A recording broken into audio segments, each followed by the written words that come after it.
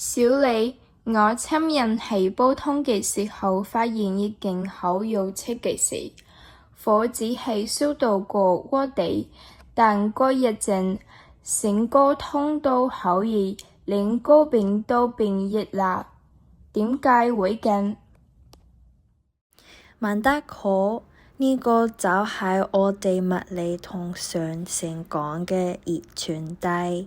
今日我哋就用生活入面嘅例子嚟講下。簡單嚟講，如果兩樣嘢一凍一熱，熱就會由熱嘅地方去到凍嘅地方。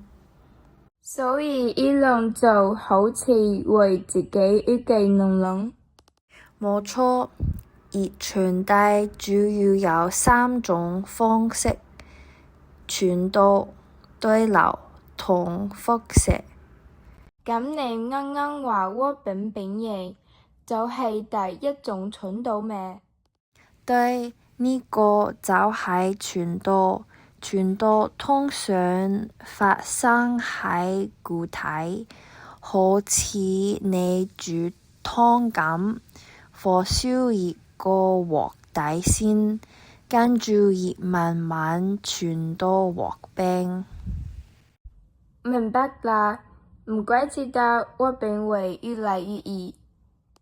對，所以好多鑊嘅鍋柄唔係金屬，而係木頭或者塑料，因為呢度材料冇咁容易傳熱，所以手唔會咁燙。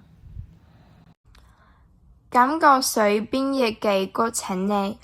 水並唔係固體，但又係點樣傳熱呢？呢個就講到第二種方式，對流。對流通常出現喺液體同空氣入面，比如你煲湯或者煮咖啡嘅時候，鍋底嘅水先變熱，熱水會上升，冷水會落嚟，咁樣水一直流動，成鍋嘅水就慢慢變熱。哦，唔怪之得我沖涼嘅時候，上面嘅空氣比較暖。對，因為熱空氣會越嚟越高，冷空氣會越嚟越低。咁第三種輻射呢？我記得佢好似唔需要接觸。冇錯，輻射就幾特別。佢唔需要任何介質，比如我哋曬太陽，太陽離我哋好遠，但我哋仍然會覺得好暖。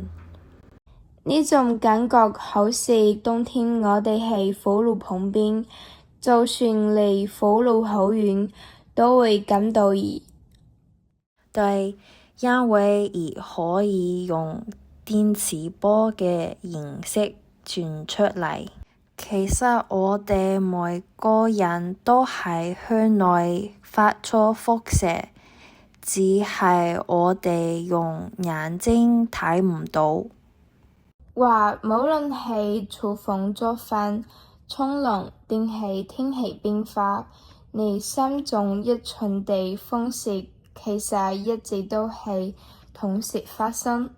原來科學其實就係生活入面。多謝你哋講解。